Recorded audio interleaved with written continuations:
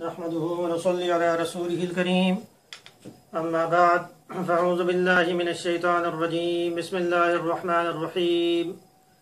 إذ يغشيكم النعاس أمنة منه وينزل عليكم من السماء ماء ليطهركم به ويذهب عنكم رجز الشيطان وليربط على قلوبكم ويثبت به الأقدام إذ جب یغشیکم اس نے تم پر ڈال دی النعاسا اونگ نیند امنتم منہ امن کے لیے اطمینان کے لیے منہ اپنے پاس سے۔ تو یہاں پر غزوہ بدر میں جو انعامات ہوئے تھے ان کے تذکرہ چلا رہا ہے۔ اس سے پہلے جو انعامات ہوئے اس میں سب سے پہلا انعام یہ کہ کما خرجک ربک کہ جیسے نکالا تیرے رب نے آپ کے گھر سے، تو غزوہ بدر کے لیے اللہ پاک کی طرف سے حکم ہونا یہ بھی اللہ پاک کا ایک انعام تھا۔ اور اس کے بعد وَإِذْ يَعِدُكُمُ اللَّهُ إِحْدَى الطَّائِفَتَيْنِ کہ دو جماعتوں میں سے ایک ابو سفیان اور دوسرا ابو جہل کا لشکر، ان میں سے ایک لشکر پر فتح دینے کا اللہ پاک کا وعدہ یہ بھی اللہ پاک کی طرف سے انعام تھا۔ پھر مسلمانوں کی تعداد کم تھی تو پھر حضور اکرم صلی اللہ علیہ وسلم کا دعا کرنا، اذ تستغیثون جب اللہ پاک سے آپ نے دعا کی، فاستجاب لکم تو اللہ پاک نے اس دعا کو قبول کیا۔ اور اس کے بعد پھر فرشتوں کا نزول ہونا یہ بھی اللہ پاک کی طرف سے مدد۔ اور پھر اللہ پاک نے یہاں پر بھی ایک انعام کا تذکرہ کیا کہ مسلمانوں پر جو اونگ طاری ہوئی اور اس سے انہیں اطمینان نصیب ہو گیا۔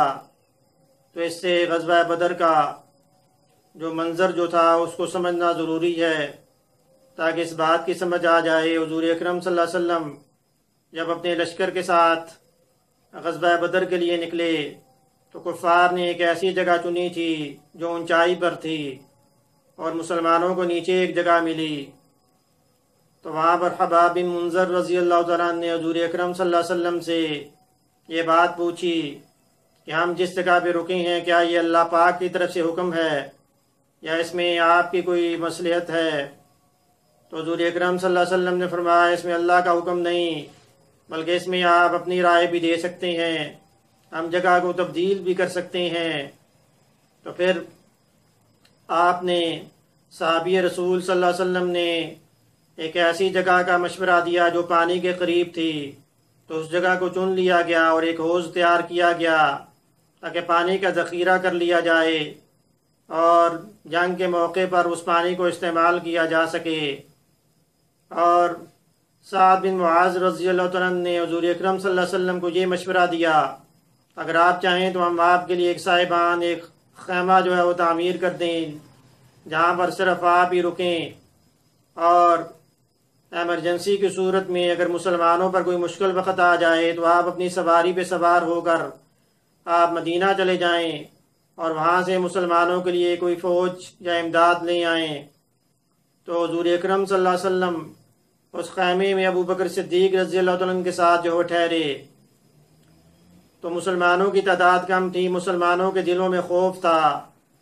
تو پھر اللہ پاک نے مسلمانوں پر جو اونگ طاری کی ایک لمحے کے لیے، اور اس سے پھر جب بیدار ہوئے تو مسلمانوں کو اطمینان نصیب ہو گیا۔ حضرت علی رضی اللہ عنہ خود یہ بات فرماتے ہیں کہ حضور اکرم صلی اللہ علیہ وسلم کے علاوہ سب کو جو ہے وہ وہاں پر نیند آئی۔ تو ایک اور روایت میں یہ ہے کہ حضور اکرم صلی اللہ علیہ وسلم تہجد کی نماز پڑھ رہے تھے، آپ پر بھی ایک لمحے کے لیے اونگ آئی اور اس کے بعد آپ بیدار ہوئے۔ آپ نے ابو بکر صدیق رضی اللہ عنہ کو خوشخبری سنائی کہ جبرائیل علیہ السلام جو ٹیلے کے پاس موجود ہیں، کیونکہ حضور اکرم صلی اللہ علیہ وسلم اور صحابہ کو اللہ پاک کی طرف سے فرشتوں کی نصرت کا وعدہ تھا، اور حضور اکرم صلی اللہ علیہ وسلم نے یہ بات بھی فرمائی کہ میں مشرکین کی قتل گاہ کو جو دیکھ رہا ہوں کہ کس کس مشرک نے جو وہ کہاں کہاں قتل ہونا ہے، کس سردار نے کہاں پر مرنا ہے، قتل ہونا ہے، تو میں وہ بھی دیکھ رہا ہوں۔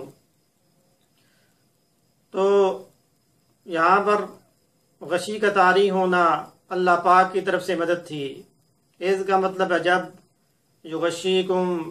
اس نے ڈال دی تم پر، النعاسا اونگ، غشی تو سین کے اوپر زبر آئی، یہ مفعول ہے یہاں پر، اور اس میں یغشیکم یعنی اس میں اللہ پاک جو فاعل ہیں، اور نعاسا مفعول یعنی آبجیکٹ، من کا مطلب ہے سے، ہو کا مطلب یعنی اپنے پاس سے، امن، امن جو ہے امن کا لفظ ہم اردو زبان میں بھی استعمال کرتے ہیں، تو امن اگر اس کا ترجمہ اطمینان کر لیا جائے وہ بھی ٹھیک ہے، یعنی مسلمانوں کو اطمینان نصیب ہو گیا۔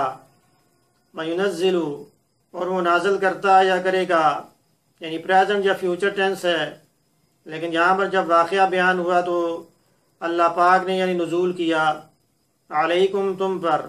من السماء، من کا مطلب سے السماء آسمان سے، مان جو ہے وہ پانی کو کہتے ہیں، یطہرکم بھی تاکہ وہ تمہیں خوب پاک صاف کر دے، وَيُذْهِبَ اور دور کر دے، عنکم، عن کا مطلب سے، کم کا مطلب تم سب، جمع کے لیے یہ آتا ہے، رجز ناپاکی کو کہتے ہیں، الشیطان شیطان کی ناپاکی کو تم سے دور کر دے،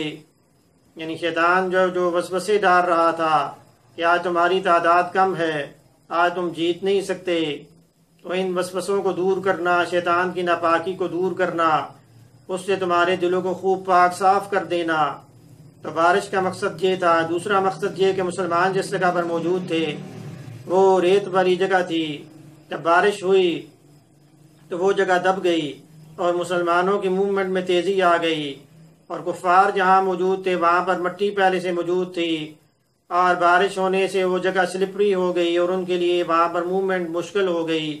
تو یہ بھی اللہ پاک کی طرف سے مدد تھی۔ وَيُذْهِبْ عَنْكُمْ رِجْزَ الشَّيْطَانِ وَلِيَرْبِطَ عَلَىٰ قُلُوبِكُمْ اور تاکہ مضبوط کر دے تمہارے دلوں کو۔ جب دل مضبوط ہوں گے تو پھر اس سے جنگ کرنا آسان ہو جاتا ہے، اگر دل میں یہ خوف ہو تو پھر جنگ کرنی، جہاد کرنا مشکل ہو جاتا ہے۔ وَيُثَبِّتَ بِهِ الْأَقْدَامَ اور تمہارے قدموں کو ثابت قدم کر دے۔ ظاہر ہے جب دل مضبوط ہوگا اور اس کے بعد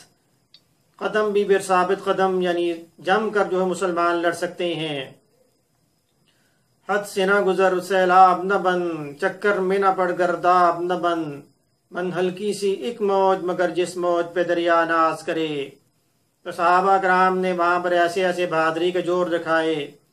کہ جو تاریخ میں سنہری حروف سے لکھنے کے قابل ہیں، اور انہیں لکھا بھی گیا۔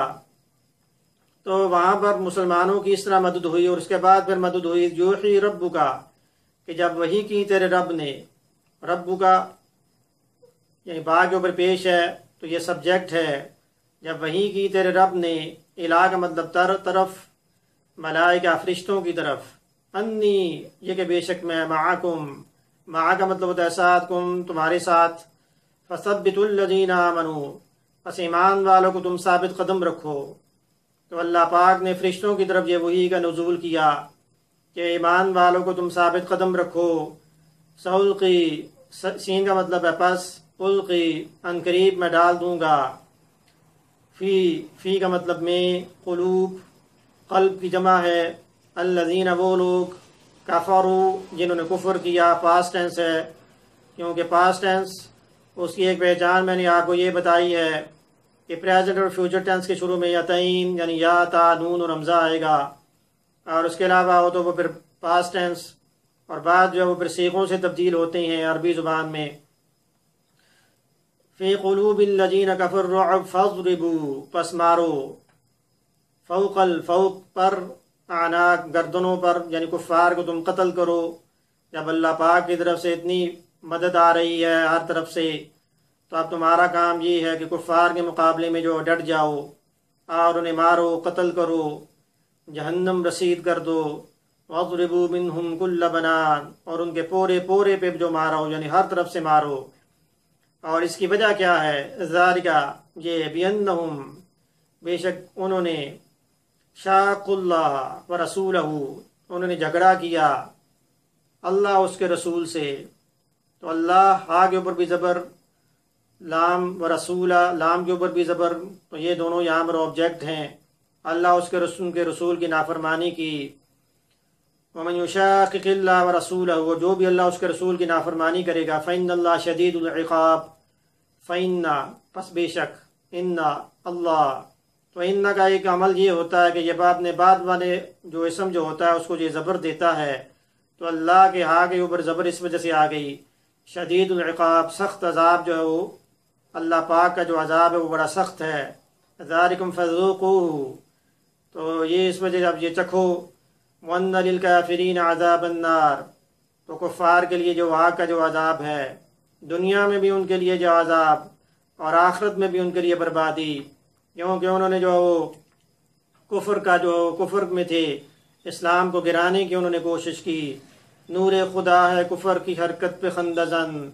پھونکوں سے یہ چراغ بجھایا نہ جائے گا۔ تو یہ جو درس ہے یہ جاری ہے، جو حضرات شروع سے درس سن رہے ہیں، جو الفاظ بار بار رپیٹ ہو رہے ہیں، تو ان کے لیے سمجھنا آسان ہے۔ تو شروع میں تمام بیسکس کو ذہن میں رکھنا، ان کو ذہن نشین کرنا، یہ آپ کے لیے آسانی ہوگی۔